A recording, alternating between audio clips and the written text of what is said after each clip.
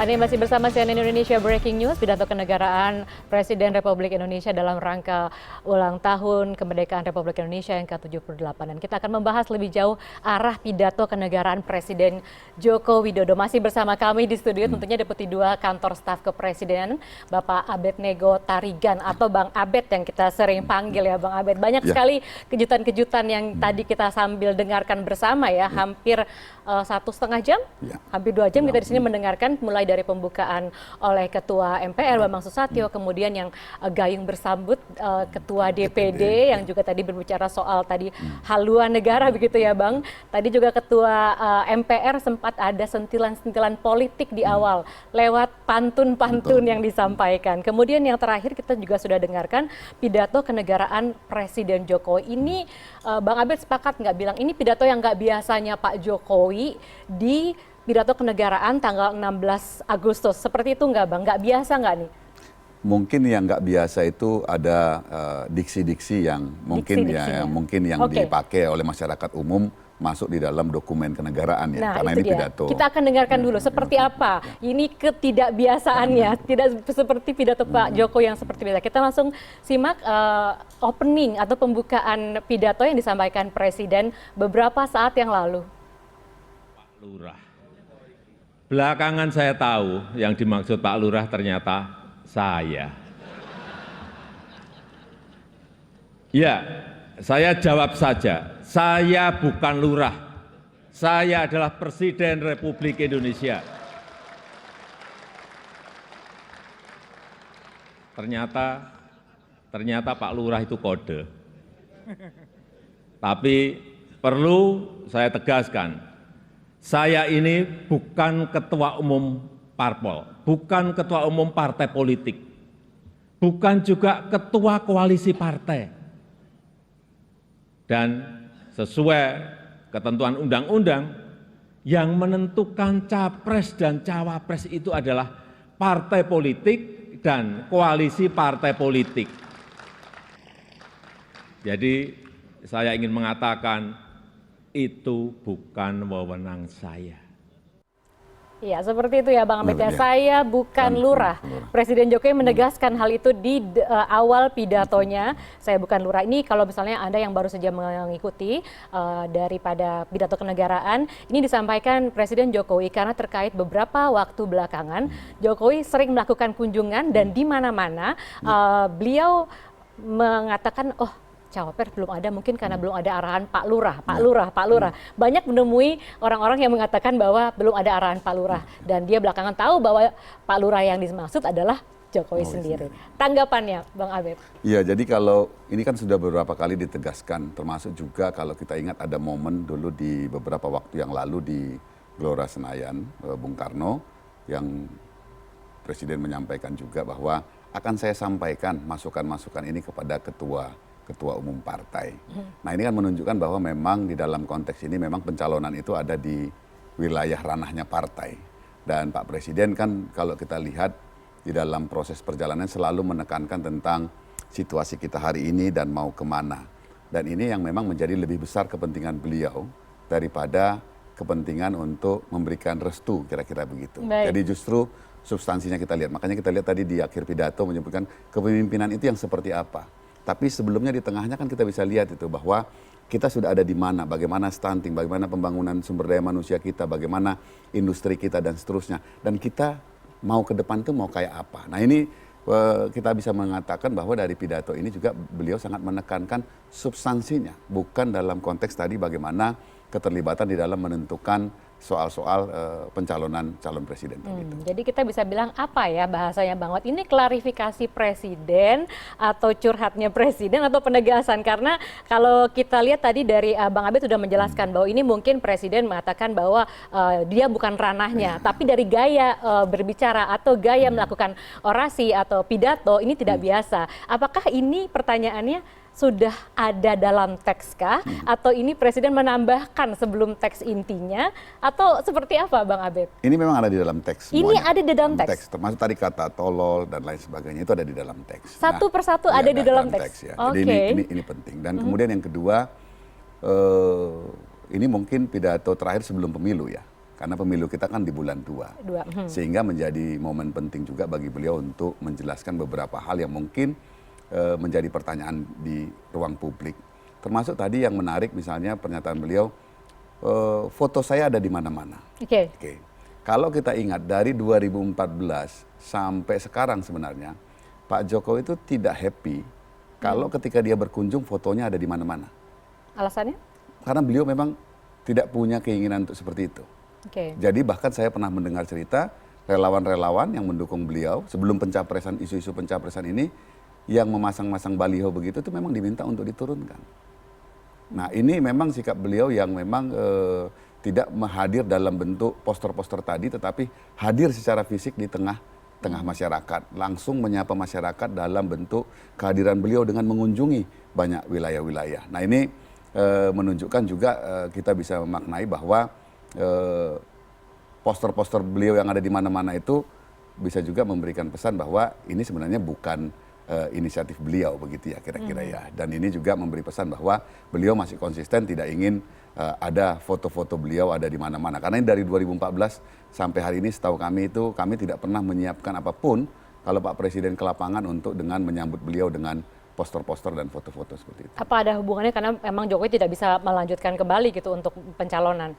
Oh enggak ada kaitannya dengan itu. Tapi karena ini konsisten ya dari jilid 1 sampai jilid 2 ini. Baik, kembali ke gaya pidato lagi nih Bang Abed. Ini memang sengaja diubah seperti ini kepada Presiden untuk tidak biasa dari tahun-tahun sebelumnya yang mungkin terstruktur kita bisa melihat Presiden sedang menyampaikan ABCD. Tapi ini kemudian memberikan sebuah hal yang bom di awal, kemudian kita langsung tidak jadi ngantuk atau langsung mendengarkan begitu. Kalau dilihat memang kelebihannya Pak Presiden dalam seluruh komunikasi beliau itu adalah kesederhanaannya tetapi memiliki makna gitu ya. Karena ini yang kenapa banyak sekali masyarakat di akar rumput itu merasa lebih mudah berkomunikasi dengan Presiden daripada mungkin dengan kami-kami gitu loh. Ya karena beliau selalu menggunakan dalam bahasa yang sederhana dan mudah dipahami.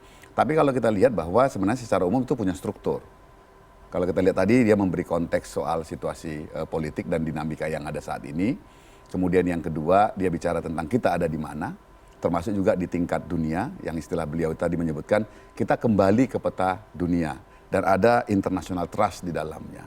Kemudian juga beliau masuk bagaimana kita bicara soal pencapaian di sumber daya manusia kita, misalnya soal stunting dan seterusnya, termasuk juga besaran upaya yang kita berikan untuk bagaimana menjawab tantangan itu. Kemudian yang berikutnya, kalau kita lihat beliau menyampaikan ada tantangan kita ke depan.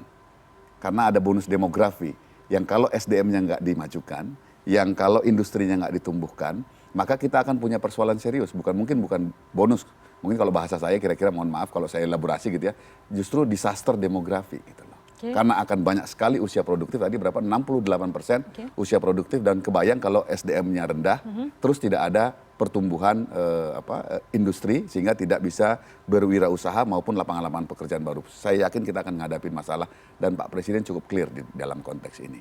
Kemudian yang berikutnya beliau melihat bahwa kita sangat potensi untuk bisa menjadi negara maju. Tadi beliau menyampaikan angka-angka, kalau kita bisa konsisten, kita 10 tahun lagi kita berapa pendapatan per kapita kita. 20 tahun lagi berapa pendapatan per kapita. Tetapi ini semua bisa juga dikaitkan beliau dengan kepemimpinan yang konsisten, yang kemudian juga punya daya tahan, serta kemudian melihat ini sebagai sebuah maraton, bukan sprint gitu ya. Nah di dalam konteks ini menjadi satu menarik pesan buat semuanya tentunya gitu ya, bahwa kita itu juga, tadi yang menarik juga sebenarnya kalau kita lihat tuh, kita itu jangan terdistract karena persoalan remeh-temeh.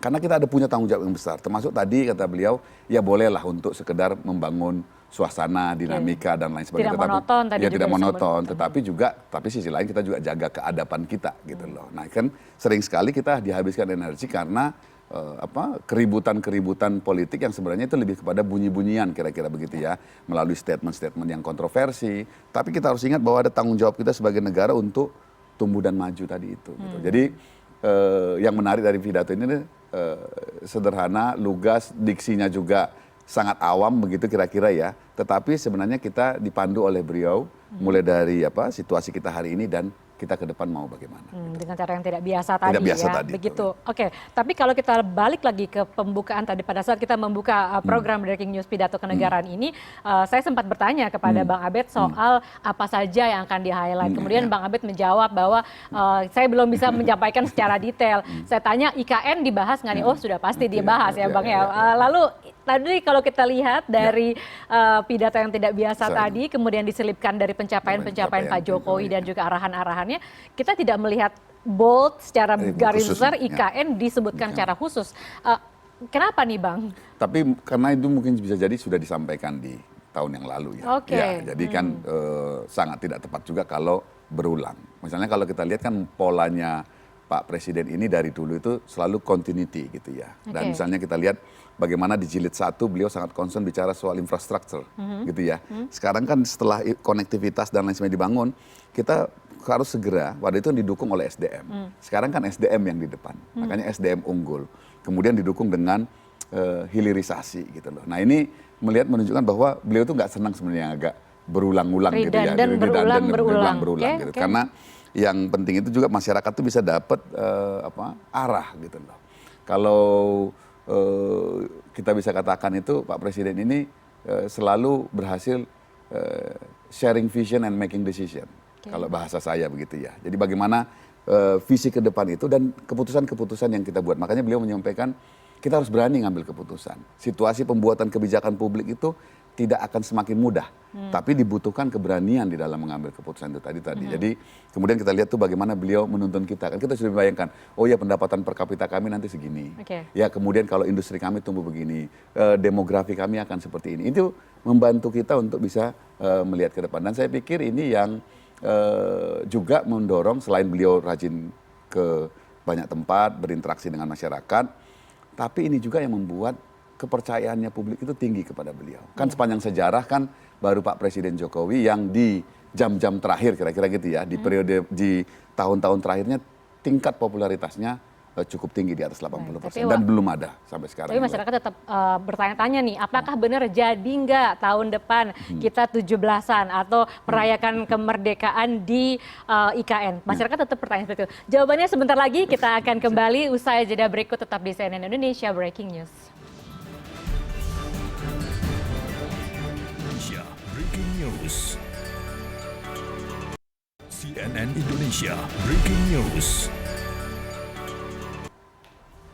Anda masih menyaksikan CNN Indonesia Breaking News bersama saya Liani Taruya dan saya juga masih bersama dengan Bang Abed dari Kantor Staf Kepresidenan. Tadi kita masih membahas soal pidato Presiden yang tadi cukup unik ya, seperti di depannya karena tidak biasa, tapi tidak meng-highlight secara pasti terkait IKN. Jadi ada pertanyaannya dong, jadi nggak sih tahun depan kita nanti 17-annya atau merayakan HUT Indonesia yang ke-79 berarti ya di IKN, Bang Abed? Kalau lihat seluruh prosesnya pasti jadi ya, dan kami juga belum ada untuk karena udah diminta juga siapa yang akan berangkat ke sana, deputi didampingin berapa orang begitu, sudah keluar arahan untuk itu. Jadi kita optimis bahwa ini IKN akan terus berjalan dan mudah-mudahan tahun depan sebagaimana ditargetkan ini bisa berkegiatan di sana. Gitu. Berkegiatan untuk 17 Agustus. Untuk 16 Agustusnya sendiri? Nah ini nanti kan ada pidato dan nota keuangan gitu Bang. Dan ini memang nanti yang kita tentu banyak, pasti kalau dalam konteks itu pasti ada banyak aspek yang harus dipertimbangkan. Tapi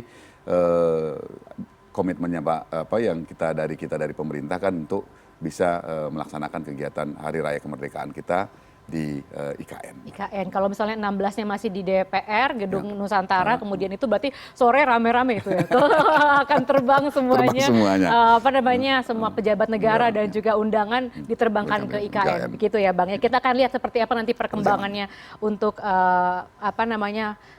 ulang tahun Indonesia tahun depan. Selanjutnya kita tadi udah bahas soal pidatonya, gaya pidatonya. Yang saya juga tidak dapat tadi di highlight karena saya bertanya apakah Pak Jokowi akan bahas nggak ya soal polusi udara yang lagi rame nih gitu kan. Tapi Pak Jokowi menyebut ada polusi budaya yang bisa melukai keluhuran tadi Pak. Apa itu maksudnya polusi budaya? Apa karena juga Jokowi concern terhadap polusi yang udara yang terjadi sekarang? Kalau dari sisi lingkungan tadi beliau nyinggung soal bagaimana industri sumber daya alam kita. Itu tadi beliau harus bagaimana industri pertambangan juga harus punya kemampuan untuk bisa melakukan rehabilitasi, pemulihan lahan dan lain sebagainya.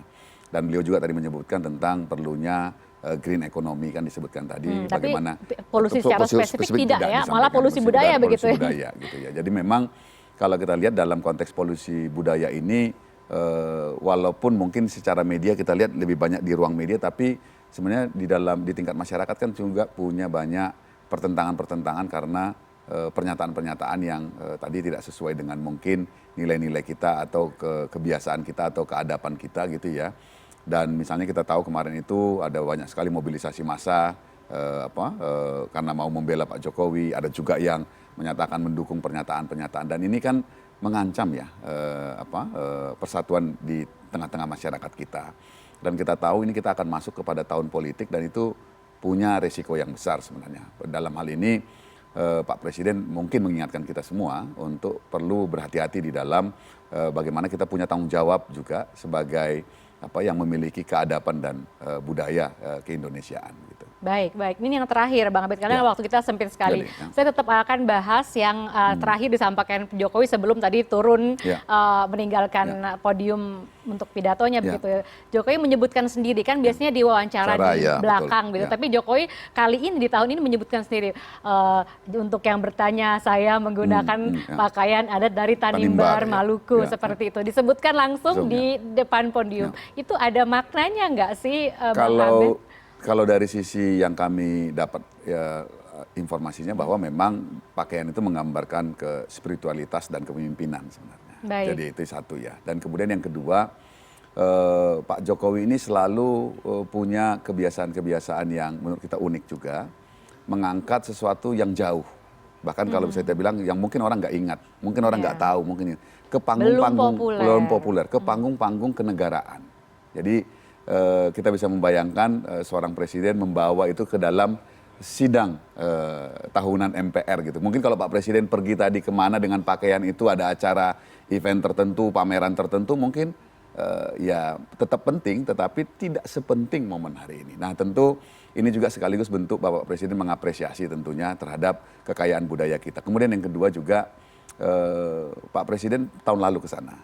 Dalam kunjungan ke Tanimbar tadi ya? Tanimbar tadi. Dan ternyata masyarakat di sana punya kerinduan yang luar biasa. Saya dapat datanya, terakhir presiden yang ke Tanimbar itu tahun 58. Tahun 1958. Ya. Baru kemudian Pak Jokowi. Itu artinya lebih dari 60 tahun kemudian baru seorang presiden datang lagi ke Tanimbar gitu. Dan ada sambutan yang luar biasa. Saya pikir ini ada unsur memorable-nya juga menurut pandangan saya ya, gitu ya. Artinya sesuatu yang masyarakat di sana juga, dan kemudian juga Pak Presiden melihat ini sesuatu yang memorable begitu ya. Tapi esensinya itu bahwa pakaian-pakaian adat tadi itu pasti mempunyai nilai-nilai seperti saya katakan tadi, kepemimpinan, spiritualitas dan nilai-nilai kebaikan. Baik, terima kasih banyak penjelasannya Bang Abed, sukses selalu dan juga sehat selalu. Terima kasih sudah bergabung di CNN Indonesia Breaking News pada siang hari ini. Salam sehat selalu. Terima kasih.